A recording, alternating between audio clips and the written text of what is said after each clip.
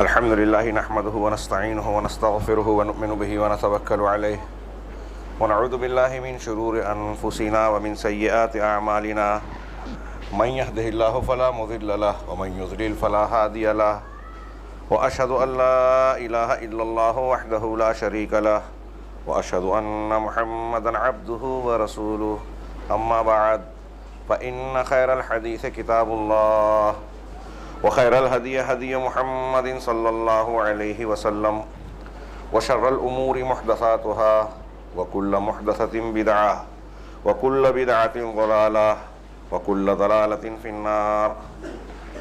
أعوذ بالله من الشيطان الرجيم. بسم الله الرحمن الرحيم. ومن الناس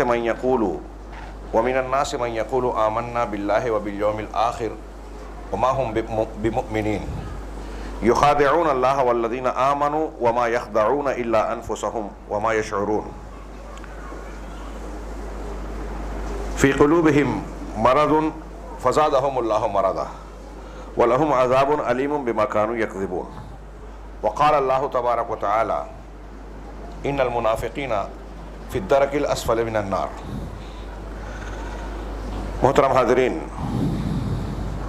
اللہ تبارک و تعالیٰ نے سب سے بڑا احسان و کرم اپنے بندوں پر یہ کیا کہ انہیں اس دنیا میں جس امتحان اور مقصد کے تحت بھیجا، پیدا کیا، اس مقصد سے روشناس کرانے کے لیے اور اس مقصد سے ہٹے ہوئے راستوں سے بچانے کے لیے جو اسے ہلاکت اور تباہی تک پہنچانے والے ہیں، ہدایت کا بھرپور انتظام کیا.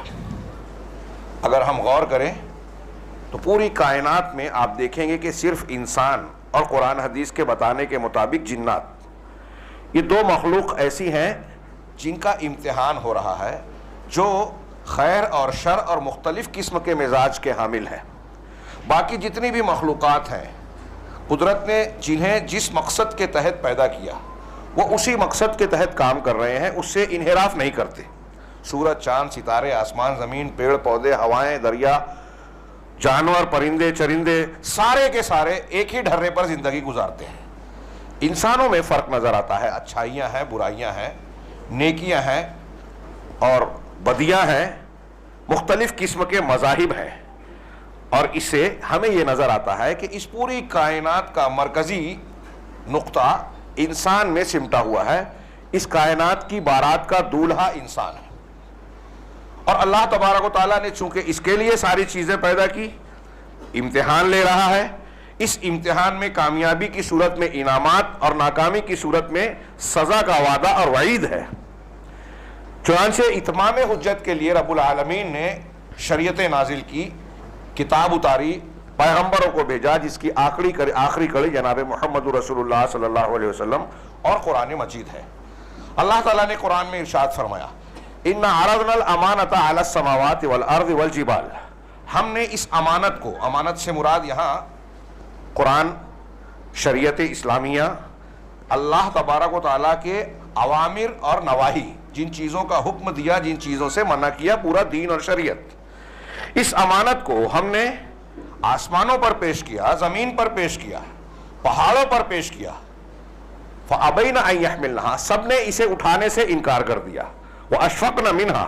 سب اس سے ڈر گئے، خوفزدہ ہو گئے. لیکن وَحَمَلَهَا الْإِنسان. انسان نے اسے اٹھا لیا. اگر تفصیلی گفتگو کریں تو وقت زیادہ لگے گا. صرف دو جملوں میں کہ انسان، یہاں سر تکلیف، انسان کو مکلف کیوں بنایا گیا، اس کا راز بتایا گیا کہ آسمان، زمین، پہاڑ، پیڑ پودے، دنیا کی کوئی مخلوق اپنے اندر یہ صلاحیت اور استعداد نہیں رکھتی تھی کہ اس بار امانت کو اٹھا سکے. صرف انسان کے اندر تھا یہ مادہ، یہ صلاحیت موجود تھی. چنانچہ اللہ نے کہا کہ انسان نے اٹھایا. انہو کانا ظلوما جہولا. یہ بڑا ظالم اور بڑا جاہل ہے. انسان کے اندر یہ دو صفت بتائی، اور اسی کی بنیاد پر ہم اور آپ یا انسان قرآن یا شریعت کو اٹھانے کے، اس کے مکلف ہونے کے لائق ہوئے. یہ دیواریں، آسمان، زمین، پیڑ، زمین، ہم ان چیزوں کو کہہ سکتے ہیں کہ یہ ظالم ہے، یہ جاہل ہے. جاہل اسے کہیں گے جس کے اندر عالم ہونے کی صفت ہو. اور ظالم اسے کہیں گے جس کے اندر عادل یعنی منصف انصاف کرنے کی صلاحیت ہو. جو انصاف کرنے کی صلاحیت رکھتا ہے لیکن نہیں کر رہا ہے تو وہ ظالم ہے. جو علم حاصل کرنے کی صلاحیت رکھتا ہے اور نہیں کر رہا ہے تو وہ جاہل کہلائے گا. ہم ان دیواروں کو، ان پنکھوں کو، اس لاٹھی کو، لکڑی کو ظالم یا جاہل نہیں کہہ سکتے کیونکہ یہ عالم نہیں ہو سکتے، ان کے اندر یہ صلاحیت ہی نہیں ہے. تو تفصیل نہ بیان کرتے ہوئے صرف آگے بڑھتے ہیں کہ انسان کے اندر یہ صلاحیت موجود تھی. انسان عالم ہو سکتا ہے اسی لیے جاہل ہے. علم جب حاصل نہیں کیا تو جاہل ہے. جہالت کا راستہ اختیار کر رہا ہے تو گمراہی میں جا رہا ہے. علم کا راستہ اختیار کرے گا تو روشنی کے سفر کرے گا. اور ظالم ہے یعنی انصاف کر سکتا ہے، ہر حقدار کو اللہ کا حق، رسولوں کا حق، شریعت کا حق اور رشتہ داروں تعلقات کے حقوق ادا کر سکتا ہے، جان سکتا ہے، لیکن جب ادا نہیں کرتا تو ظالم بن جاتا ہے. تو چونکہ انسان کے اندر ظلم اور جہالت کی یعنی انصاف اور علم کی صلاحیت موجود ہے، اس لیے اس بار امانت کے لائق انسان ہوا. وَحَمَلَهَا الْإِنسَانُ إِنَّهُ كَانَ ظَلُومًا جَهُولًا. اب انسان نے بار امانت اٹھا لیا، آسمان زمین پیڑ پہاڑوں نے انکار کیا. اللہ نے اس شریعت کا مکلف ہمیں آپ کو انسانوں اور جناتوں کو بنایا. قرآن حدیث اللہ کے احکامات ہمارے سامنے ہیں. اس شریعت کے سامنے دنیا کے انسانوں کا معاملہ تین حیثیت رکھتا ہے. اس کے ماننے نہ ماننے یا اس کے ساتھ سلوک کے نتیجے میں تین طرح کے انسان ہوتے ہیں. اللہ تبارک و تعالیٰ نے انہی تینوں کا تذکرہ آگے کیا کہ انسان نے تو اٹھا لیا، کیوں اٹھایا، اس کا نتیجہ کیا ہونے والا ہے. لِيُعَذِّبَ اللَّهُ الْمُنَافِقِينَ وَالْمُنَافِقَاتِ وَالْمُشْرِكِينَ وَالْمُشْرِكَاتِ، تاکہ اللہ عذاب دے منافق مردوں اور منافق عورتوں کو اور مشرک مردوں مشرک عورتوں کو.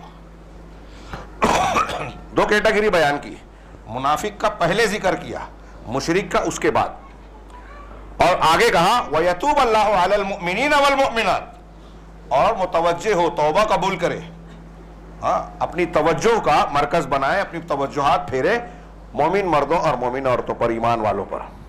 وَيَتُوبَ اللَّهُ عَلَى الْمُؤْمِنِينَ وَالْمُؤْمِنَاتِ وَكَانَ اللَّهُ غَفُورًا رَحِيمًا. اللہ بڑا بخشنے والا، نہایت رحم والا ہے. تو تین کیٹیگری بتائی. اس کو ایسے سمجھیے، بعض اہل علم نے مثال دی کہ جیسے ہمارا یہ جسم ہے مادی طور سے، ہمارا شریر، یہ تین کیفیتوں سے زندگی اور موت کے اعتبار سے دو چار ہوتا ہے. ایک اگر زندہ ہے یا مردہ ہے. زندگی کی ایک حالت ہے، ایک موت کی حالت ہے. ہم اگر موجود ہیں تو زندہ ہے، روح نکل گئی تو مردہ ہے. ان دونوں کے بیچ کی ایک کیفیت ہوتی ہے بیماری کی. بیماری کم زیادہ اور مختلف درجات کی ہوتی ہے. بعض حالت ایسی ہوتی ہے کہ بیمار ہوتے ہوئے بھی آدمی زندگی کے قریب ہے، بعض حالت ایسی ہوتی ہے کہ بیمار ہو گیا تو موت سے قریب ہے، بستر سے ہل نہیں سکتا تو کہتے ہیں کہ سانسیں تو چل رہی ہے لیکن مردہ ہے، زندہ لاش ہے. تو شدید بیماری کی حالت کو کہتے ہیں. یہی حالت انسان کی روحانی زندگی کی ہے، روحانیت کی ہے. ایمان کی حالت، اگر ایک بندہ مومن مسلم ہے تو زندہ ہے، اس کی روح زندہ ہے، اور اگر کافر مشرک ہے تو مردہ ہے. ان دونوں کے بیچ کی ایک کیفیت ہے بیماری کی، وہ ہے نفاق کی، منافقت. منافقت کی حالت ہے، بیچ کی حالت. نفاق کا معنی اہل علم نے تعریف جو کی جامع مختصر سی کہ اظہار الخیر و ابطان الشر، خیر کا اظہار کرنا، خیر کا اظہار کرنا اور شر کو چھپا کر رکھنا. آدمی اپنے آپ کو دکھاوا کرے کہ میں نیک ہوں، اچھا ہوں، مومن ہوں، اندر سے کافر ہے، اندر سے مشرک ہے، شک و شبہ میں مبتلا ہے، اندر سے گندگی اور برائیاں سمیٹے ہوئے ہے. یہ بہت ہی خطرناک بیماری ہے. اللہ تبارک و تعالیٰ نے اس پر بڑی شدید قسم کی وعیدیں سنائی. اور یہ آیت جو ہم نے ابھی سورہ احزاب کی آخر کی آیت پڑھی، اِنَّا عَرَضْنَا الْأَمَانَةَ میں، آپ دیکھ رہے ہیں کہ عذاب دینے کا جب ذکر کیا تو مشرکین سے پہلے اللہ تبارک و تعالیٰ نے منافقین کا ذکر کیا.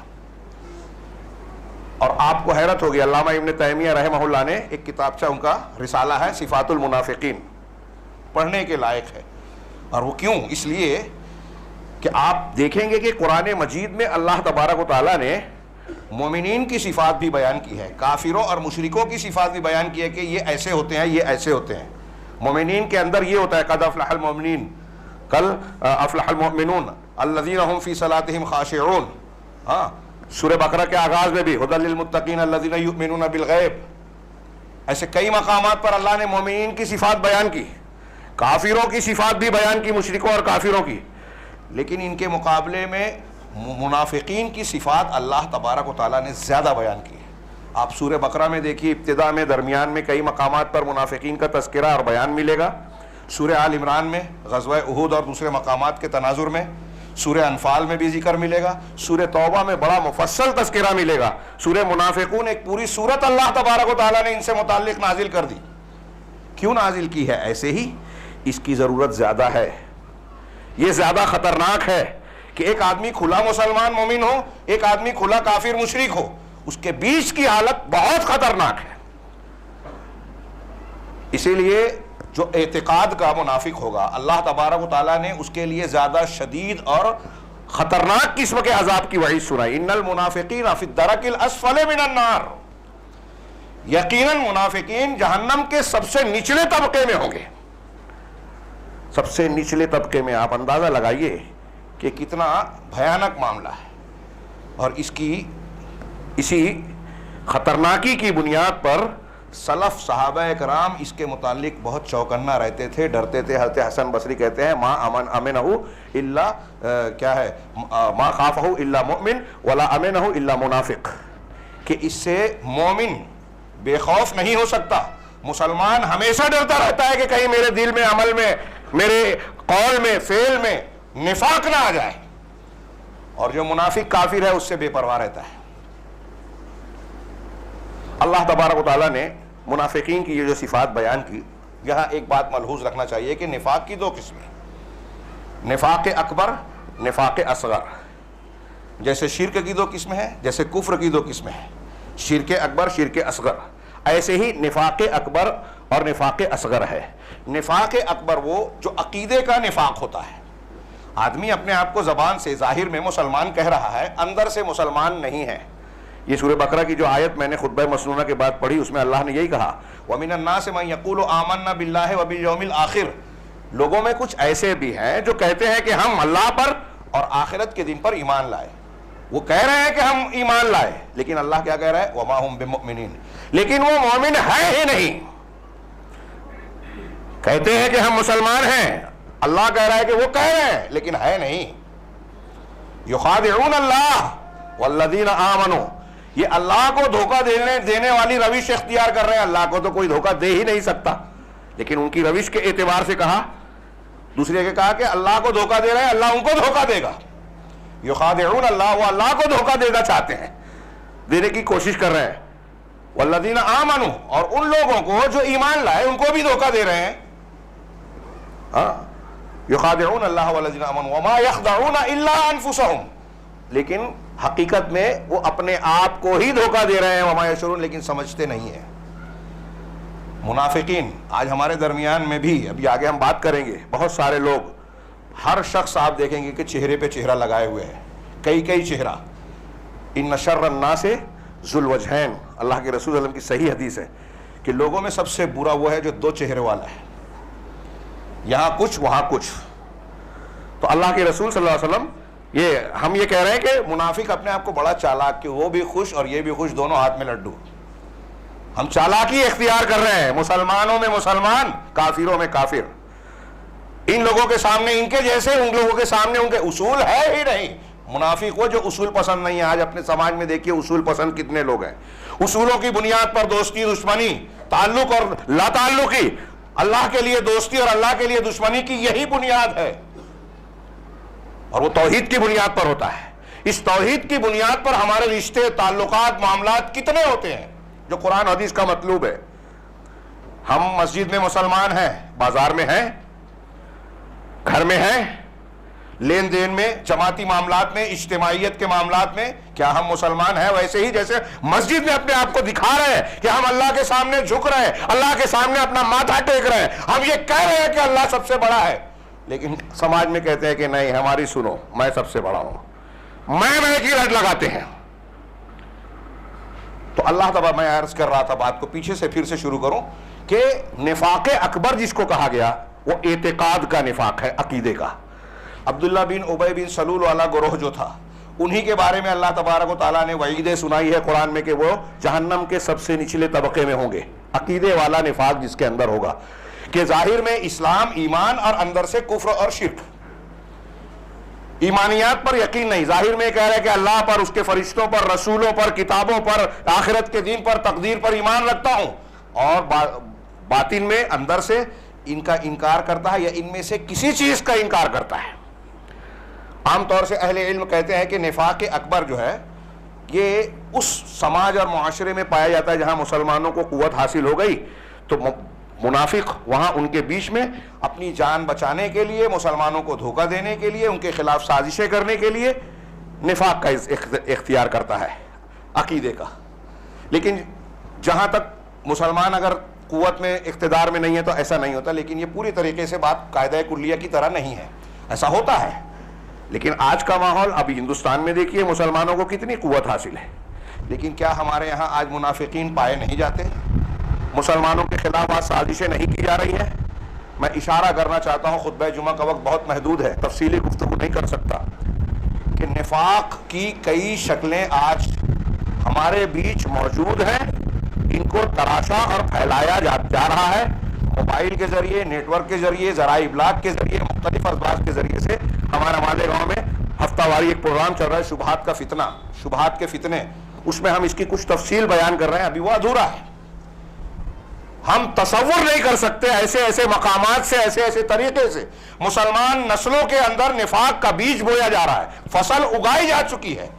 ہمارے درمیان آپ دیکھیں گے کہ بہت سارے لوگ پیدا ہوتے ہیں, کچھ نوجوان چالاکی اختیار کرتے ہیں, جاہل ہیں, لیکن قرآن حدیث پہ تبصرہ کرتے ہیں, محدثین پر اعتراض کرتے ہیں اور حدیثوں کا انکار کرتے ہیں. یہ منکرین حدیث, اس کو کیا کہیں گے؟ انکار حدیث, انکار رسالت ہے, یہ نفاق ہے, عقیدے کا نفاق. میں اللہ کے رسول کے منبر سے پوری ذمہ داری سے کہہ رہا ہوں, جو کھلے طور سے انکار حدیث کر رہا ہے, وہ پورا حدیثوں کا انکار کرے یا چند کا, صرف اس بنیاد پر کہ عقل میں نہیں آتی یا فلاں اور فلاں, جو بے اصولی کا جو طریقہ ہے, اس بنیاد پر جو حدیثوں کا انکار کر رہا ہے, غیر مسلموں کو اس کا کیا جواب دیں گے؟ نہیں جواب دے پا رہے تو انکار کر دیا.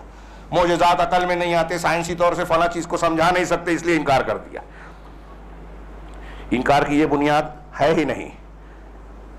اگر کوئی حدیث سمجھ میں نہیں آ رہی, اس کا کوئی علمی بنیاد ہے قرآن و حدیث کی روشنی میں, تو وہاں ہم کہیں گے کہ اس کی تعویل کی گنجائش ہے, اس کو ہم معذور سمجھ سکتے ہیں, اللہ کی معافی کی امید ہے, اس کو منکر نہیں کہیں گے. فرق ہے دونوں میں اچھی طرح, ہمارے نوجوان اور دوسرے سمجھتے نہیں ہیں. یہ قادیانیت ہمارے درمیان ہے, مختلف قسم کی نئی نئی تحریکیں پیدا ہوتی ہیں, کچھ لوگوں کو استعمال کیا جاتا ہے. میں نام لوں, پاکستان کا بھی ایک شخص ہے مرزا انجینئر, علی انجینئر, اس کی بعض کلپس کو میں نے سنا, کچھ چیزوں کو پڑھا, براہ راست صحابہ کرام کو نشانہ بناتا ہے, اور ہمارے نوجوانوں کو ان مسائل میں الجھاتے ہیں یہ لوگ. صحابہ کرام میں جو مشاجرات ہوئے, اختلافات ہوئے, تو ایک تو ناحق ایک ایسا تھا, فلاں تاریخی روایت, فلاں روایت یہ کہتی ہے, اب اس روایت سے ایک معنی کشید کیا کہ دیکھو ان کی مذمت ثابت ہو رہی ہے. اب تاریخی یا کسی ایک روایت سے یا بشری انسانی خطاؤں, جو اجتہادی خطا بھی ہوتی ہے, اس کی بنیاد پر صحابہ کرام پر کیچڑ اچھال رہے ہیں. قرآن حدیث صاف کہہ رہے ہیں کہ اللہ ان سے راضی, وہ اللہ سے راضی. اگر تمہیں ایمان لانا ہے, قرآن کہتا ہے, تو صحابہ کی طرح ایمان لاؤ. قرآن کہہ رہا ہے, اللہ کے رسول کہہ رہے ہیں میرے صحابہ کو برا بھلا نہیں کہنا. کتنی حدیثیں آیتیں ہیں, وہ موضوع نہیں ہے, میں اشارہ صرف کر رہا ہوں. ان ساری قرآن حدیث کی باتوں کو رد کر دیا گیا ان روایات کی بنیاد پر. یہ علامہ بن گئے جاہل لوگ, اور ہمارا نوجوان ان کے پیچھے آنکھ بند کر کے چل رہا ہے. یہ پتہ نہیں ہے کہ ان کو ان کی فیڈنگ کرنے والا, ان کو پیچھے سے پش کرنے والا, ان کو استعمال کرنے والا کون ہے. مسلمانوں کے دشمن یہود و نصارہ, صہیونی طاقتیں, عالمی قوتیں. ہمارے گھروں میں, بیڈ روم میں گھسی ہوئی ہیں یہ طاقتیں, ہم کو اندازہ نہیں ہے. ہمارے نصاب تعلیم میں وہ موجود ہیں. ہمارے موبائل پہ جو نوجوان دن و رات چپ کے دیکھ رہے ہیں, یہود و نصارہ کے ایجنڈے پہ کام کر رہے ہیں. یہودیوں کی نئی نئی گلیمر کی بڑے بڑے شہروں میں نوجوانوں کو پک اپ کرنے کی مختلف تنظیمیں ہیں. آپ ہمارے ساتھ آؤ, ہم آپ کو فلمی دنیا کے لوگوں سے ملائیں گے, آپ کو گاڑی بنگلہ دیش کا راستہ آسان کر دیں گے, دبئی بھیج دیں گے, فورن بھیجیں گے, یہ اور یہ دلا دیں گے. اور انہیں احساس نہیں ہوتا کہ ان خوبصورت چمکدار چیزوں کا لالچ دے کے وہ ان کی متاع ایمان کو لوٹ لیتے ہیں, پھر ان کا استعمال کرتے ہیں. کہیں کوئی سلمان رشدی بنایا جاتا ہے تو کہیں کوئی اور بنایا جاتا ہے. کیا یہ منافقین نہیں ہے؟ اللہ تبارک و تعالیٰ نے قرآن میں منافقین کے تعلق سے بڑی تفصیلی بات کی. میں نے کہا کفار اور مشرکین سے زیادہ مسلمانوں کی صفات سے زیادہ اس لیے کہ یہ زیادہ خطرناک ہیں. دکھائی دینے میں یہ اچھے ہیں ہاں، لیکن حقیقت میں ان کا باطن خباثت، غلاظت اور گندگیوں سے بھرا ہوا ہے. وَإِذَا رَأَيْتَهُمْ تُعْجِبُكَ أَجْسَامُهُمْ سورہ منافقون میں کہا جب آپ انہیں دیکھیں گے تو ظاہر میں ان کے اجسام، ان کا ظاہری ڈیل ڈول تمہیں بڑا اچھا لگے گا، بھلا معلومے گا. دکھنے میں بڑے خوبصورت، زرق برق لباس، اچھی ڈریسنگ. وَإِن يَقُولُوا تَسْمَعْ لِقَوْلِهِمْ جب بات کریں گے، بولیں گے تو آپ ان کی بات سنتے رہیے، چکنی چپڑی بہترین بات، بڑے اچھی ڈائلاگ بازی، پیاری اچھی تقریر کر رہے ہیں. یہ قرآن کہہ رہا ہے دکھاوا بہت اچھا، لیکن اندر سے گھمنڈ، کبر، تکبر اور ساری نفسیاتی بیماریاں، لالچ، ہرس، ہوس کی موجود ہیں. اندر ایسی غلاظت ہے. اللہ تبارک و تعالیٰ نے ان منافقین کے بارے میں کہا کہ یہ مومن نہیں ہیں، ان کے ایمان کی نفی کی. یہ بتایا کہ یہ اللہ سے، رسولوں سے، قرآن حدیث سے مذاق کرتے ہیں، اللہ اور رسول کا اور دین کا مذاق اڑاتے ہیں. ان کی ایک صفت بتائی، مذاق اڑاتے ہیں. ان کی ایک صفت یہ بتائی، یہ مختلف آیتوں میں ہے، واقع نہیں ہے اس لیے میں صرف اشارہ کر رہا ہوں. ان کے بارے میں بتایا کہ اگر مسلمانوں اور غیر مسلموں کا مقابلہ ہوتا ہے تو یہ ہمیشہ دوسروں کی صف میں، یعنی غیر مسلموں اور مشرکوں کا ساتھ دیتے ہیں مسلمانوں کے خلاف، مسلمانوں کی دشمنی میں حصے داری اختیار کرتے ہیں ان کے ساتھ.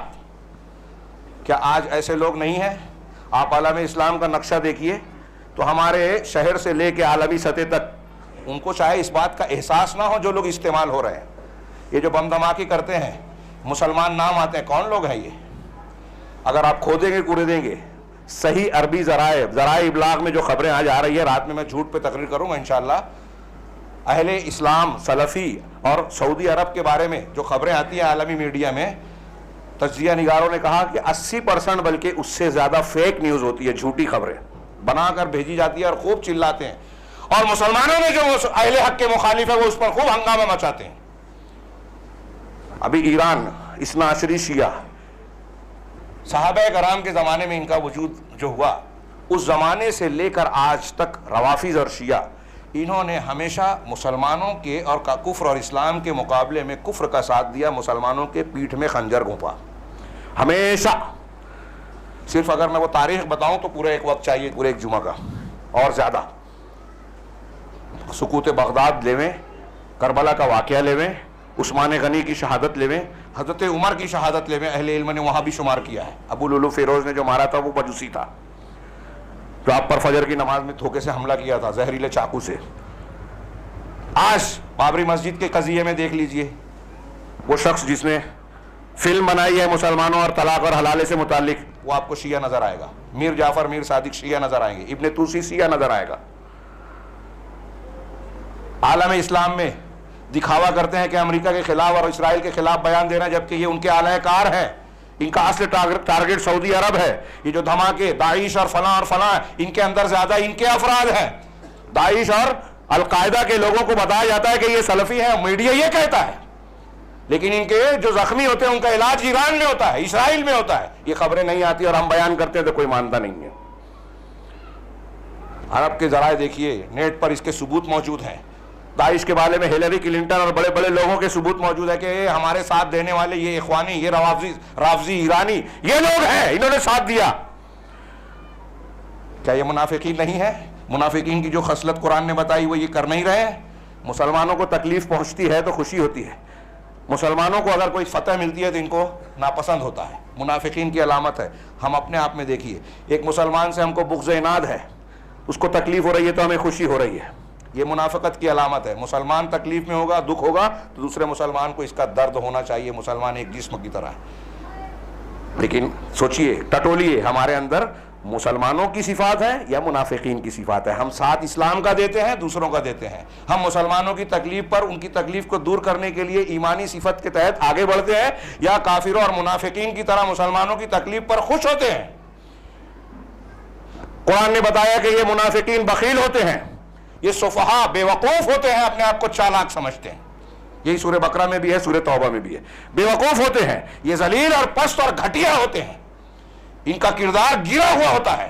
آج آپ بہت بڑے بڑے سفید پوش لوگوں کو دیکھیں گے, سیٹ ہیں, بڑے منصب پر ہیں, بڑے ڈاکٹر ہیں, بڑے انجینئر ہیں, بڑے فلاں اور فلاں ہیں, لوگوں میں نام ہوتا ہے, اخبارات میں نام چھپتا ہے, یہ فلاں ادارے کے ذمہ دار, یہ فلاں چیز کے ذمہ دار. لیکن جب آپ ان کے قریب سے کردار دیکھیں گے تو انتہائی گھٹیا نظر آئیں گے.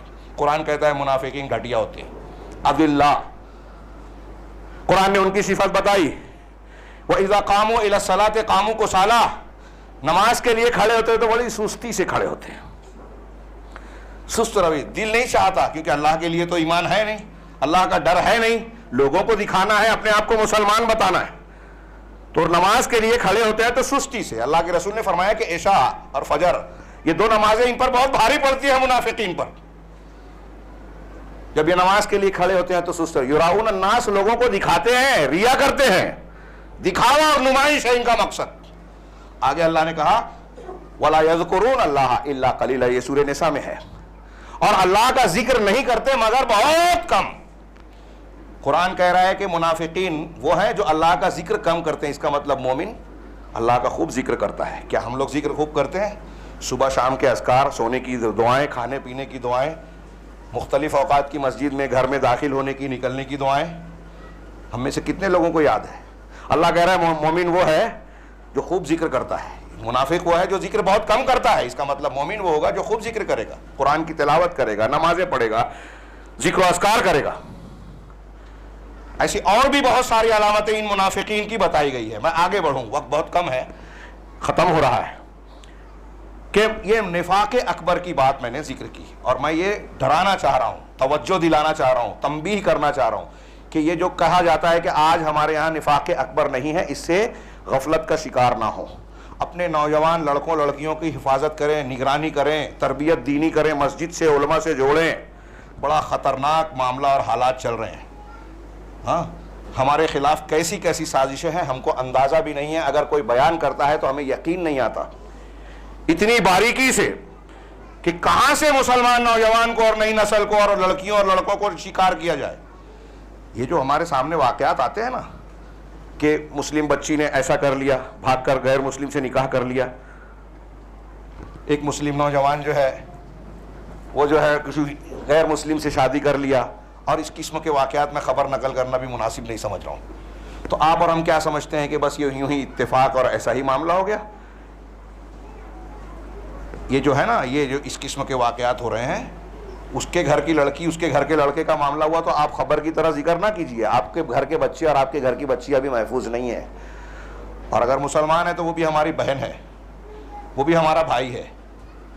ہم لوگ خبر کی طرح نہ دیکھیں, یہ دیکھیں کہ اس کا مطلب یہ ہوا کہ ہمارے سماج اور گھر میں تربیت کا معاملہ کتنا کمزور ہے.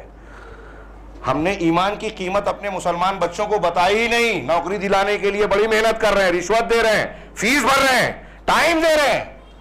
دین سکھانے کے لیے ہمارے پاس وقت نہیں ہے.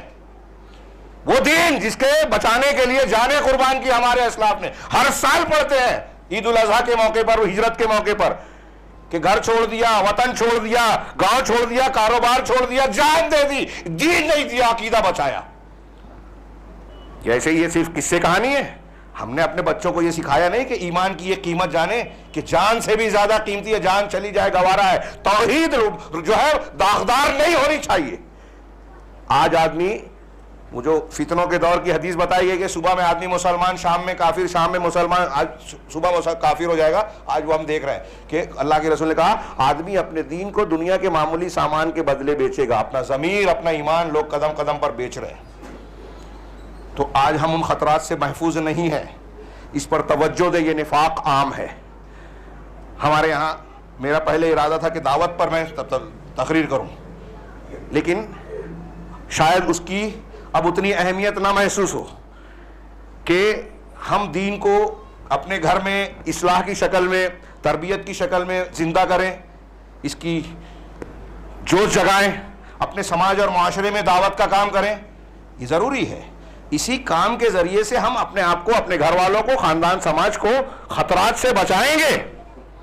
دعوت کا ایک موضوع, لیکن اس سے زیادہ مجھے اہمیت محسوس اس بات کی بھی کہ کم سے کم ہمیں خطرے کا تو احساس ہو کہ ایسا نہ کرنے پر ہم پر کون کون سے حملے ہوں گے، ہمارے بچے کہاں جا سکتے ہیں، کن کا شکار ہو سکتے ہیں، اور ہو رہے ہیں، بڑی تعداد میں ہو رہے ہیں مسلمان بچے دوسروں کا شکار، اور ہم غافل ہیں۔ یہ نفاق اکبر کی بات ہے۔ نفاق اصغر یہ زیادہ ہر زمانے میں عام تھا، اور آج کی شکل میں اگر میں کہوں نفاق اصغر عمل کا نفاق، دکھنے میں ہم اچھے ہیں، مسلمان ہیں، لیکن ہمارے اندر اعمال اور خصلتیں مسلمانوں سے زیادہ وہ صفات اور خصلتیں ہیں جس کو قرآن و حدیث نے منافقین کی علامت بتائی ہے۔ دل میں ایمان ہے، عمل میں یہ کوتاہی ہے، جس کو عملی نفاق کہتے ہیں۔ عملی نفاق سے انسان اسلام سے خارج نہیں ہوتا۔ عملی نفاق کی وجہ سے قرآن کی وہ وعید نہیں ہے کہ یہ جہنم کے سب سے نچلے طبقے میں ہوں گے، لیکن اگر ایک آدمی عملی نفاق میں پڑا ہے اور پڑا ہی ہے، توبہ نہیں کر رہا ہے، اصلاح نہیں کر رہا ہے، تو قرآن حدیث کے بیان کے مطابق، موقع نہیں ہے دلیلوں کا بیان کرنے کا تفصیل کا، قرآن حدیث کے بیان کے مطابق یہ نفاق، چھوٹا نفاق، نفاق اصغر، انسان کو نفاق اکبر تک پہنچا دیتا ہے۔ جیسے شرک اصغر میں ککا کرنے والا اگر توبہ نہیں کرتا تو شرک اکبر میں چلا جاتا ہے، کفر اصغر والا کفر اکبر میں جا سکتا ہے، ایسے ہی نفاق اصغر کا خوگر، اس پر اصرار کرنے والا، اس کے توبہ نہ کرنے والا، قائم رہنے والا، نفاق اکبر میں جا سکتا ہے۔ یہ انتہائی خطرناک بیماری ہے، اور اسی لیے اللہ تبارک و تعالیٰ نے اس کو زیادہ بیان کیا ہے قرآن میں، کہ اپنے آپ کو مسلمان سمجھنے والے بھی ان خصلتوں کا شکار ہو سکتے ہیں۔ مثال کے طور پہ بخاری مسلم کی ایک حدیث، شاید میں اس سے زیادہ اور مزید تفصیل نہ بیان کر سکوں نفاق کے معنی اور تشریح میں۔ بخاری مسلم کی بڑی مشہور حدیث ہے، ہم میں سے سب نے سنی ہوگی اور بارہا سنی ہوگی، اربعٌ من کنا فیہ کان منافقا خالصا، چار خصلتیں، صفتیں ایسی ہیں کہ کسی شخص میں اگر وہ ہوگی تو وہ پکا کھرا منافق۔ ومن کان فیہ خصلہ، اور جس شخص کے اندر ایک خصلت ہوگی اس کے اندر نفاق کی ایک علامت ہوگی۔ وہ چار علامتیں کیا ہے منافقت کی؟ اگر وہ چاروں ہیں تو پکا منافق۔ اپنے آپ کا جائزہ لیں، اس حدیث کے کو میزان بنائیں، ترازو، اور دوسروں کو نہیں۔ ہماری عادت ہے، ہم دوسروں کا حساب لیتے ہیں، وہ اللہ کا کام ہے۔ اپنا محاسبہ کیجیے، ہم سے قبر میں، آخرت میں ہمارے اپنے تعلق سے سوال ہوگا۔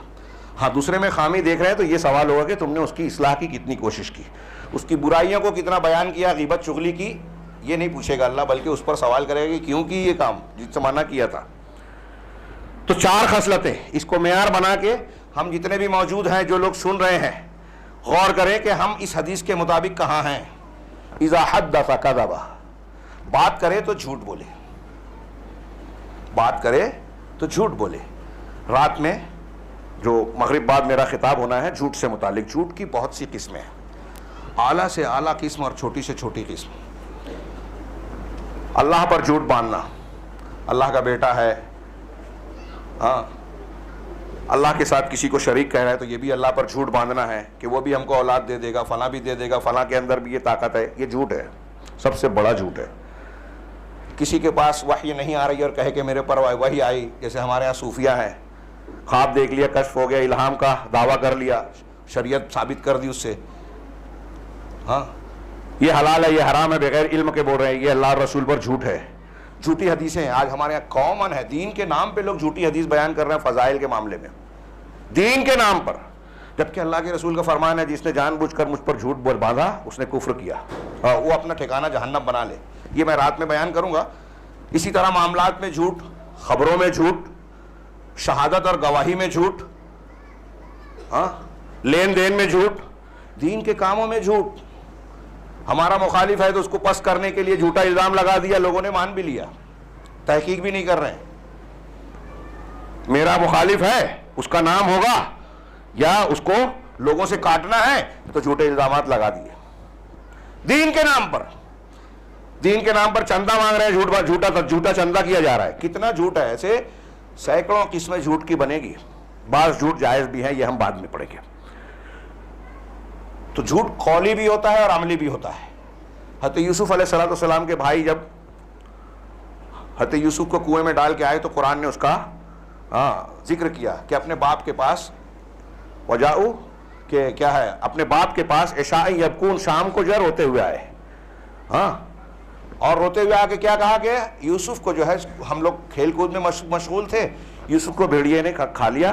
اور قرآن نے کہا وَجَاءُوا بِقَمِيصِهِ بِدَمٍ كَذِبٍ, کہتے یوسف کی قمیص کو جھوٹا خون لے کر آئے. حضرت یوسف کی قمیص پر جھوٹا خون لگا کر, یعنی یہ جھوٹ خون جو تھا غلط تھا, تو عملی جھوٹ تھا, قولی جھوٹ بھی بولا, عملی جھوٹ بھی بولا. تو ہم بہت سے عمل میں بھی جھوٹ بولتے ہیں. ایسی شکل بعض مرتبہ یہ قولی جھوٹ سے زیادہ بڑا دھوکہ دینے والا ہوتا ہے. اس کی تفصیل ہم رات میں جانیں گے انشاءاللہ. تو منافق کی ایک علامت یہ بتائی کہ جب بات کرے تو جھوٹ بولے. دوسری وَإِذَا اؤْتُمِنَ خَانَ, جب امانت دیا جائے تو خیانت کرے. امانت کا بھی ایک لمبا چوڑا وسیع معنی ہے. ہر ذمہ داری, ہر وہ کام جس کے آپ اور ہم مکلف ہیں وہ ہم پر امانت ہے. آپ مسجد کے ٹرسٹی ہیں, یہ ذمہ داری امانت ہے. آپ کو کسی مسلمان نے اپنے گھر کا کوئی راز بتا کے مشورہ کیا, یہ راز آپ کے پاس امانت ہے. آپ کو کسی نے پیسہ رکھنے کے لیے دیا, یہ امانت ہے. اپنے گھر کے کاغذات یا کوئی چیز دی, یہ امانت ہے. آپ کو جو نوکری ملی ہے یہ امانت ہے. آپ کو جہاں سلیکشن کرنا ہے کہ یہ اچھا ہے برا ہے, کس کو ووٹ دینا ہے, یہ امانت ہے. آپ کے پاس کسی کا کوئی حق ہے, یہ امانت ہے.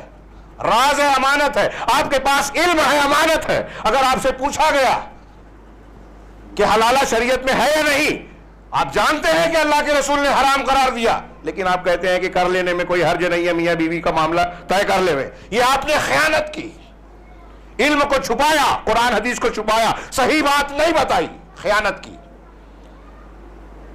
اب منافق کی علامت ہے کہ امانت دی جائے. تو آج کتنے علماء ہیں جو قرآن حدیث بتا رہے ہیں. آدمی فتویٰ پوچھنے جاتے ہیں تو کہا قرآن حدیث تو یہ ہے, ہمارا مسلک یہ ہے. کتنے حقوق ہم مارتے ہیں لین دین میں, معاملات میں, کہاں کہاں ہم دھوکہ دیتے ہیں. لوگوں کی امانتیں کھا لی, رکھ لیا, بعد میں نہیں دیتے, کیا کرنا ہے کر لو. نبی کریم صلی اللہ علیہ وسلم کا نام لیتے ہیں. شب ہجرت آپ گھر چھوڑ رہے ہیں تو وہ دشمن جو آپ کو مارنے پر متفق ہے, 11 لوگ تلوار لے کر گھر کے باہر کھڑے ہیں, حضرت علی سے کہہ رہے ہیں یہ امانت ہے جو ان کے قبیلے کے جن جن لوگوں کی امانت ہے دے دینا.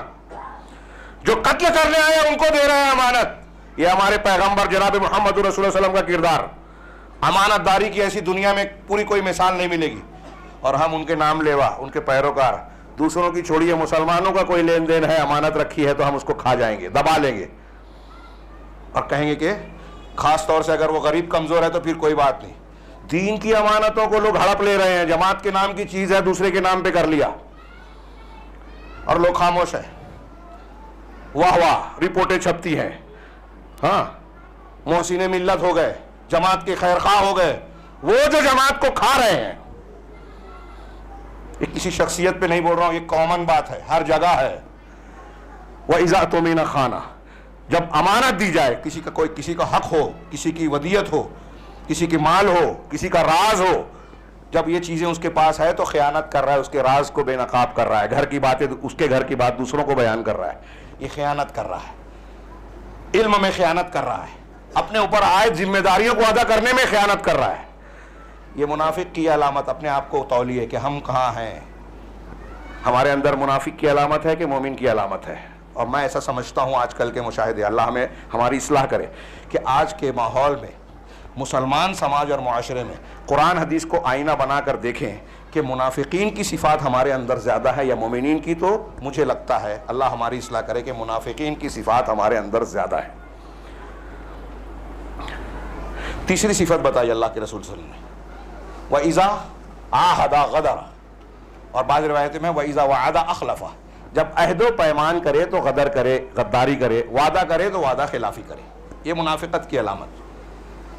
اللہ تبارک و تعالیٰ نے عہد و پیمان کو ادا کرنا, یہ 4 بنیادیں ہیں. یہ اگر 4 بنیادوں پر غور کریں, موقع نہیں ہے اس کی تفصیل میں جائیں, تو ایک انسان کے اندر یہ 4 مومنوں کی صفات آ جائے نا. سچ بولنا پہلا, قرآن نے کہا کونوا مع الصادقین, سچ بولنے والوں کے ساتھ رہو. خود تو سچ بولنا ہی ہے, سچ بولنے والوں کے, جھوٹوں کے ساتھ بھی نہیں رہنا ہے. ہم جھوٹوں کے ساتھ رہتے ہیں کیونکہ جھوٹے زیادہ چالاک کہلاتے ہیں. جو سیدھا سادہ ہے, سچا ہے, ہم اس کو بھولا بے وقوف بولتے ہیں.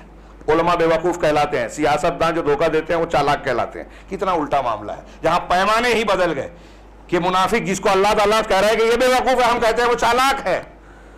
اور جس کو مومن اور چالاک کہا جاتا تھا, صحابہ کرام قرآن حدیث کے جاننے پر وہ گورنر بنا دیتے تھے مسلمانوں کو, علماء کو.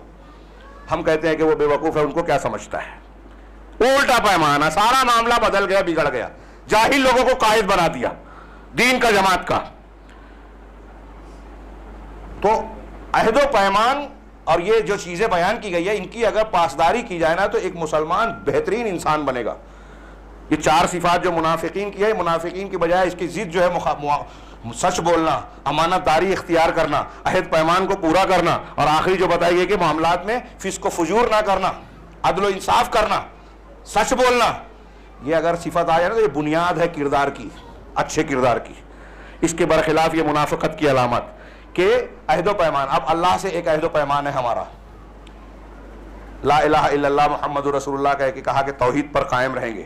اب توحید کی جہاں جہاں ہم مخالفت کرتے ہیں، ہم اللہ کے عہد و پیمان سے مکر رہے ہیں، لیکن ہمارے ہاں لوگوں کو پتہ ہی نہیں ہے کہ توحید کا عہد و پیمان، کوئی گنڈے میں کہیں، کسی کے گلے میں کہیں تعویذ گنڈا لٹکا ہے، کہیں ہاتھ میں ہے، کہیں ہماری مائیں بہنیں جادو ٹونے کا کام کر رہی ہیں، کہیں کوئی اور کچھ اس طریقے کی توحید کی مخالفت کی، غیر اللہ کی قسم کھانا، تیرے سر کی قسم، تیرے ابا کی قسم۔ ہمارے ہاں فلموں اور ٹی وی سیریل کا اثر اتنا زیادہ ہے کہ دین سے زیادہ اس کا اثر لوگوں پر نظر آتا ہے، ہماری زبانوں پر، ہماری ماں بہنوں کی زبانوں پر ان ٹی وی چینلز کے اور ان کے اثرات نظر آتے ہیں کہ غیر اللہ کی قسم کھا لینا وہ اس کو کوئی بات نہیں سمجھتے، غیر مسلموں کے تہوار میں شریک ہونے میں کوئی دقت نہیں سمجھتے، اس لیے کہ بہت سارے مسلمان نام کے فلم اسٹار غیر مسلم سے شادی کر رہے ہیں، ہندو تہواروں میں شریک ہو رہے ہیں، اس کو اختیار کر رہے ہیں۔ یہ کوئی ہندو مسلم کی تعصب کی بات نہیں کہہ رہا ہوں، ایک مسلمان کے لیے یہ جائز ہی نہیں ہے، ہم کو یہ سمجھانا چاہیے غیر مسلموں کو۔ جیسے اگر ہم یہ کہیں کہ کوئی اگر بیل کا گوشت کسی ہندو کو بولیں گے تم آ کے ہمارے گھر بقرعید کو، عید الاضحیٰ کو کھا لو، تو کہے گا ہمارا دھرم بھسٹ اور نشٹ ہو جائے گا۔ ایسے ہی یہ کام کرنے سے، آپ کے تہوار میں شریک ہونے سے، پوجا پاٹ میں شریک ہونے سے، آپ کی ٹپری میں شریک ہونے سے، گنپتی کے اتسو میں شریک ہونے سے ہمارا دین نشٹ ہو جائے گا۔ یہ ہم کو سمجھانا چاہیے۔ وَإِذَا اؤْتُمِنَ خَانَ وَإِذَا عَهْدَ، اللہ سے بے وفائی، لوگوں کے معاملات میں بیع و شراء ہو رہا ہے، لین دین ہو رہا ہے، کوئی وعدہ عہد و پیمان ہو رہا ہے، قدم قدم پر ہم دھوکہ دیتے ہیں۔ اللہ کے رسول صلی اللہ علیہ وسلم فرمایا، بخاری وغیرہ کی روایت ہے، لِكُلِّ غَادِرٍ لِوَاءُ يَوْمَ الْقِيَامَةِ، قیامت کے دن ہر غدر کرنے والے کو، عہد شکنی کرنے والے کو اس کے پیچھے سے جھنڈا لگایا جائے گا اور کہا جائے گا هذه غدرۃ فلان، یہ فلاں کی غداری اور بے وفائی تھی اس کی۔ مسلمان اور مومن وہ ہے جو عہد و پیمان کی حفاظت کرتا ہے، پورا کرتا ہے، صرف اللہ سے نہیں، صرف مسلمانوں سے نہیں، صرف رسول سے نہیں، کافر سے بھی اگر عہد و پیمان کیا ہے تو اسے بھی پورا کرتا ہے۔ اللہ تبارک و تعالیٰ نے قرآن میں مسلمانوں کو حکم دیا کہ اہل کفر اور شرک سے بھی اگر آپ کا عہد و معاہدہ و پابندی ہے، معاہدے کی پابندی اور ایگریمنٹ ہو چکا ہے، تو اس کو بھی پورا کرو، دھوکہ مت دو۔ اس سلسلے میں اسلامی تعلیمات اور اس کے اثرات تاریخ میں اگر ہم پڑھیں تو حیرت زدہ رہیں کہ صحابہ کرام نے کیسا نمونہ پیش کیا، اسلامی تعلیم کا کیا اثر تھا۔ میں بات کو سمیٹ رہا ہوں، معذرت چاہتا ہوں، باہر سے آیا ہوں، مجھے یقین ہے کہ 5-10 منٹ اور آپ لوگ شاید مجھے اجازت دیں آگے بڑھوں کہ آخری صفت جو بیان کی، وَإِذَا خَاصَمَ فَجَرَ، کہ جب جھگڑتا ہے منافق، ایک علامت، چوتھی علامت بتائی، جھگڑے تو فجور اختیار کرے، گالی گلوچ۔ ہمارے ہاں ترجمہ کرتے ہیں کہ جھگڑا کرے تو گالی دے، غلط ترجمہ نہیں ہے لیکن پورا ترجمہ بھی نہیں ہے۔ خاصما جھگڑا کرنا، جھگڑا کرنا یہی نہیں ہوتا کہ آپ اور ہم ڈانٹ ڈپٹ کریں، بات چیت اور ہاتھا پائی کریں۔ جھگڑا یہ بھی ہے کہ آپ کا اور میرا پراپرٹی کا جھگڑا ہو گیا، لین دین کا معاملہ چل رہا ہے، جماعت کا معاملہ چل رہا ہے، ہاں جماعت میں اختلاف ہو گیا، آپ ایک دعویٰ کر رہے ہو، میں ایک دعویٰ کر رہا ہوں، مسجد میں ایک اختلاف ہو گیا۔ ایسے اور بھی جھگڑے کی بہت سی شکلیں ہیں، اجارے میں، لین دین میں، قرض اور مدائنہ میں، قرض کا لین دین کرنے میں، کاروبار تجارت میں، ایسے مختلف مواقع اور مختلف شکلیں ہیں جھگڑے کی۔ ان جھگڑوں میں فجور کا مطلب کیا ہے؟ زبان سے گالی دے، بری بھلے بات کہے، جھوٹ بولے، دھوکہ دہی کی بات کرے یا غلط کام کرے۔ آپ کا میرا جھگڑا ہوا، بھائی بھائی ہیں، حصے بکرے میں، اب میں اچھا فتویٰ ایسا بنا رہا ہوں کہ مفتی صاحب میرے حساب سے جواب دے رہے ہیں، مجھے پتا ہے کہ میں غلط سوال کر رہا ہوں، لیکن مجھے یہ بھی پتا ہے کہ میں ایسے پوچھوں گا تو مفتی صاحب ایسا جواب دیں گے میرے حساب سے۔ تو دکھاوا یہ کرتا ہے 4 آدمی میں کہ دیکھیے مفتی صاحب نے بھی جواب میرے حساب سے دیا، میرے حق میں دیا، جبکہ اس کا مقصد یہ نہیں ہوتا کہ قرآن حدیث کو استعمال کرے، اس کا مقصد مفتی صاحب کو اپنے حق میں استعمال کرنا ہوتا ہے۔ زمین کے کاغذات بدل گئے، چرب زبان وکیل لگایا، غریب آدمی کا حق اپنے سامنے وصول کر لیا۔ ابھی ہم دیکھ رہے ہیں حکومتیں یہی کر رہی ہیں، ہم چھوٹے پیمانے پہ کرتے ہیں، حکومت، کسان لوگ پریشان ہیں اتنے دنوں سے، کوئی فرق نہیں پڑ رہا ہے۔ NRC CAA کے معاملے میں پورا ہندوستان چیختا چلاتا رہا, کوئی فرق نہیں پڑا. ہم چھوٹے پیمانے پہ ظلم کریں گے, قرآن کہتا ہے کذالک نولی بعض الظالمین بعضا بما کانوا یکسبون, کہ اسی طرح ہم بعض ظالموں پر بعض ظالموں کو مسلط کرتے ہیں ان کے اپنے کرتوتوں کے نتیجے میں.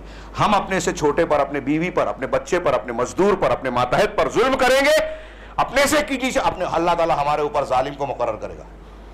تفسیر میں لوگوں نے لکھا اس آیت کی کہ جب ہم پر اللہ ظالم مقرر کرے گا تو وہ جتنا حق ہم دوسروں کا چھین رہے ہیں, طلب کر رہے ہیں, اس سے زیادہ وہ حق چھینے گا, اس سے زیادہ ظلم کرے گا. یہ ہمارے پاداش عمل کا نتیجہ ہے. تو خاص ہما فجرہ میں لوگوں نے کہا کہ بے اور شرا میں, لین دین میں, یہ آپ کا کسی کا قرضہ ہے, آپ قرضہ دے نہیں رہے ہیں, دے سکتے ہیں دے نہیں رہے, جھگڑا ہوتا ہے, جا نہیں دیتا, جو کرنا ہے کر لے, کورٹ سے آ, پولیس اسٹیشن جا, فلاں جگہ جا. آپ کو پتا ہے کہ اس کا حق ہے, آپ کو پتا ہے کہ یہ اس کا گھر ہے, آپ نے کرائے سے لے رکھا ہے, لیکن کہتے ہیں میں خالی نہیں کروں گا, کیس کر. اور پتا ہے کہ 20 سال تو کیس چلے گا, تب تک میرا کام نکل جائے گا.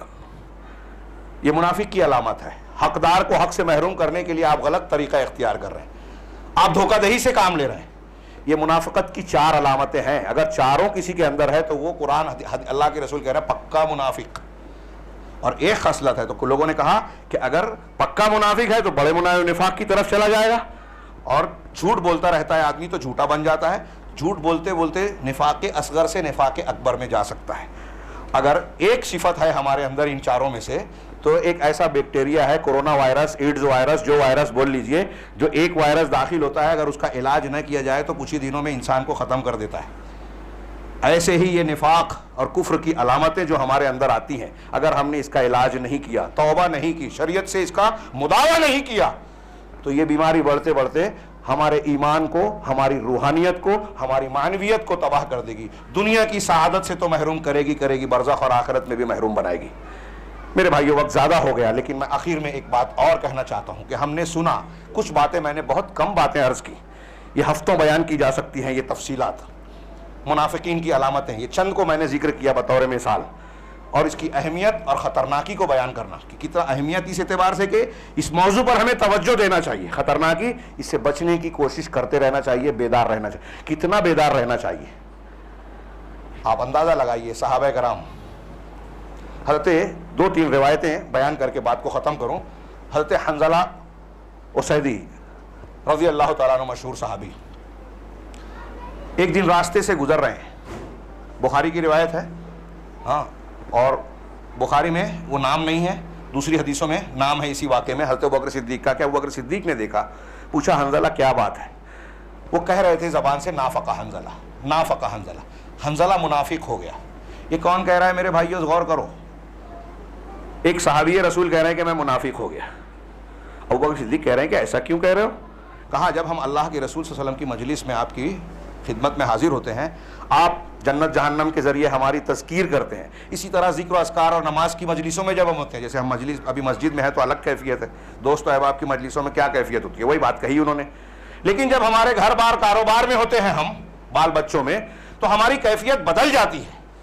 حضرت حنظلہ ڈر گئے کہ کہیں یہی تو منافقت نہیں ہے, میں وہاں الگ ہوتا ہوں اللہ کے رسول کے پاس اور مسجد میں, گھر پہ الگ ہو جاتا ہوں.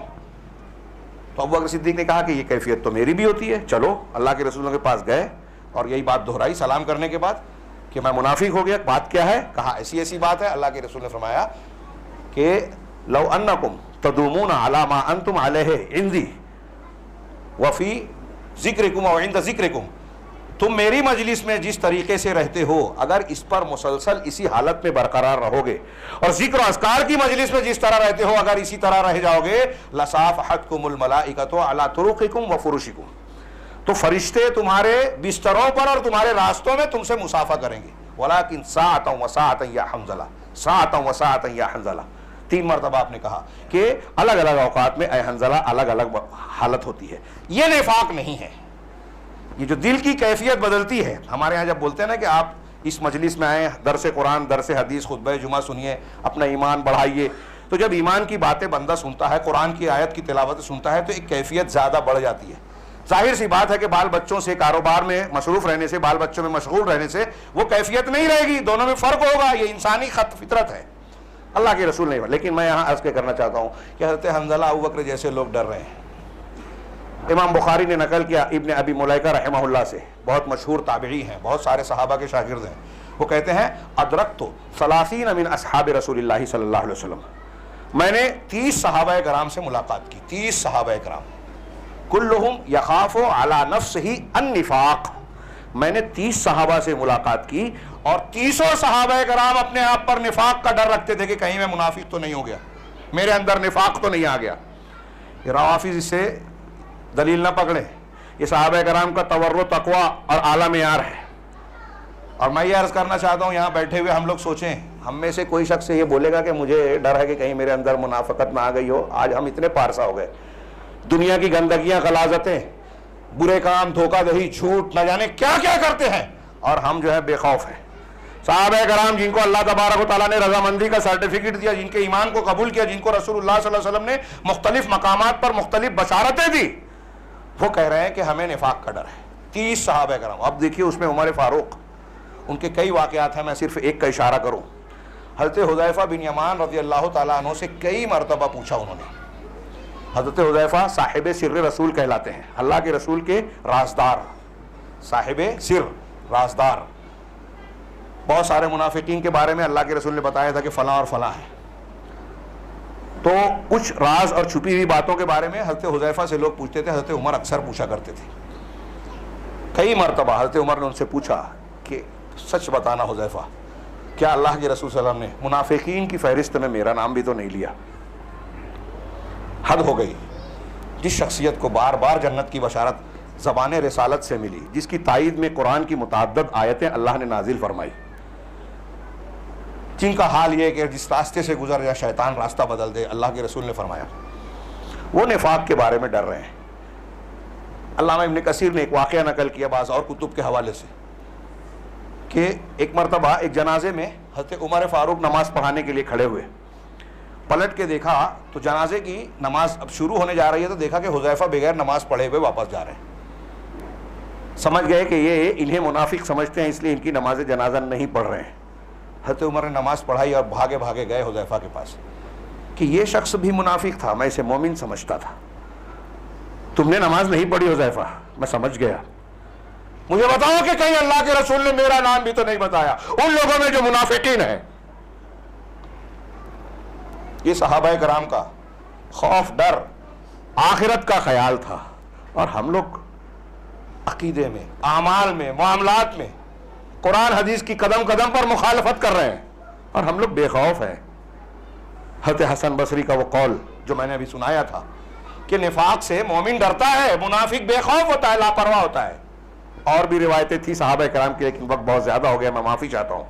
یہ نفاق اور منافقین کی صفات قرآن حدیث میں ہماری ہدایت کے لیے بیان کی گئی ہے، ہم کو بچانے کے لیے بیان کی گئی ہے، ہمیں بتانے کے لیے کہ ہم کو اس سے بچنا چاہیے، کیسے بچنا چاہیے، اور ان کی علامتیں ہیں۔ ان علامتوں کی بنیاد پر ہماری صف میں جو منافقین نظر آتے ہیں ان سے ہوشیار رہنے کی بھی ضرورت ہے۔ یہ اللہ تعالیٰ نے، رسول اللہ صلی اللہ علیہ وسلم نے ہم پر احسان و کرم کیا کہ ہم پہچانیں۔ جو مسلمانوں کے خلاف بات کرتا ہے، جو جھوٹا ہے، جو وعدہ خلاف ہے، جو امانت میں خیانت کرتا ہے، وہ دین کی خدمت کرنے والا ہو ہی نہیں سکتا۔ آج ہم دین کے ذمہ دار بنا دیتے ہیں، جماعت کا ذمہ دار، ان کی تعریف کرتے ہیں، اخبارات میں اور رپورٹوں میں ان کی قصیدے پڑھتے ہیں، اور اپنے ارد گرد میں جو منافقین کی فہرست میں صفات کے حامل ہیں، اور جو علماء ہیں، دیندار ہیں، متقی پرہیزگار ہیں، وہ چپ چاپ کٹیا میں بیٹھا ہے، تلاش معاش میں پریشان ہے۔ مدرسے والے علماء پریشان ہیں، رزق کے ہمارے یہاں معیار یہ بن گیا کہ ارے وہ کماتا نہیں ہے تو اس کی کیا اہمیت ہے۔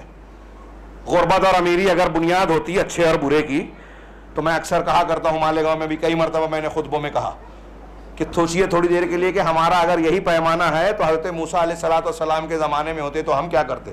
بولتے کہ فرعون کے پاس حکومت ہے، طاقت ہے، غلبہ ہے، اقتدار ہے، موسیٰ علیہ السلام کے پاس کیا ہے؟ کچھ بھی تو نہیں۔ تو ہم ان کا ساتھ دیتے، حضرت موسیٰ کا، یا پھر طاقت قوت کی بنیاد پہ فرعون کا؟ اگر اصول پسندی ہے، عقیدے کی بنیاد پر ولا اور برا ہے، نفاق ہمارے اندر نہیں ہے، تو ہم اللہ تعالیٰ کے حکم کا، اس کی شریعت کا، اس کے بتائے ہوئے اصولوں کا لحاظ کر کے دوستی دشمنی کریں گے۔ اگر ایک آدمی غریب ہے، کمزور ہے، کم تعداد میں ہے، تو اس کا ساتھ دیں گے اگر وہ اللہ والا ہے، اور سامنے اگر طاقتور ہے، مضبوط ہے، یہ جو میں بیان کر رہا ہوں آج یہ ہمارے سماج اور معاشرے کی ایک ننگی حقیقت ہے. گھر کے اندر آپ دیکھ لیجئے بیوی ساس بہو کا جھگڑا ہوتا ہے, بھائی بھائی کا جھگڑا ہوتا ہے, تو ایک بھائی ظالم ہے, بیچ والا آدمی, پڑوس کا آدمی, جماعت کا آدمی دیکھتا ہے کہ یہ ظالم ہے لیکن طاقتور ہے, ناراض ہو جائے گا تو میرا چندہ نہیں دے گا, کیا ایسا نہیں کرے گا, اور ویسا دنیا کے اندیشے, ان اندیشوں کی دنیا داری کی بنیاد پر ہم اصولوں کا گلا گھونٹ کے اس کا ساتھ دیتے ہیں. بہو مظلوم ہے اس کا ساتھ نہیں دے رہے ہیں, اب بہو کو اگر طاقت ہے تو ساس مظلوم ہے اس کا ساتھ نہیں دے رہے ہیں کہ کمزور ہے وہ اب کہاں کماتی ہے, بوڑھی ماں اس کے ساتھ ظلم ہو رہا ہے, ہونے دیا جائے. ہم خاموش ہیں. جب ہم اپنے گھر میں کمزوروں کا ساتھ نہیں دیتے تو حکومت اگر ہم پر ظلم کر رہی ہے, ہمارے خلاف قانون بنا رہی ہے, تو پھر کوئی ساتھ نہیں دے گا. اگر ہم کمزوروں کے مسیحا بن جائیں, اگر ہمارے اندر منافقین اور مشرکین کی بجائے مومنین کی صفات آ جائیں, تو یہ طے ہے, پکا ہے, لکھ لیجئے کہ اللہ کی مدد آئے گی. دنیا کی کوئی طاقت ہمارا بال بیکا نہیں کر سکتی. اللہ تعالیٰ سے دعا ہے کہ ہمیں صحیح ایمان کو سمجھنے اور اس کی خصلتوں اور خصوصیات کو اختیار کرنے کی توفیق عطا فرمائے. منافقت, شرک, کفر کی ان تمام خصلتوں سے اللہ تعالیٰ ظاہراً اور باطناً ہمیں محفوظ رکھے جن سے اللہ ناراض ہوتا ہے, دنیا اور آخرت میں جن کی بنیاد پر اللہ پکڑ کرتا ہے اور عذاب دیتا ہے. اللہ تعالیٰ ہم تمام مسلمانوں کو اتحاد و اتفاق کی توفیق دے اور ہمیں دنیا اور آخرت کے ہر فتنے اور عذاب سے محفوظ رکھے. اقول قولی ھذا واستغفر اللہ لکم ولسائر المسلمین وصلی اللہ علی نبینا محمد. بارک اللہ لنا ولکم فی القرآن المجید ونفعنا وإیاکم بالآیات والذکر الحکیم انہ تعالی جواد کریم ملک.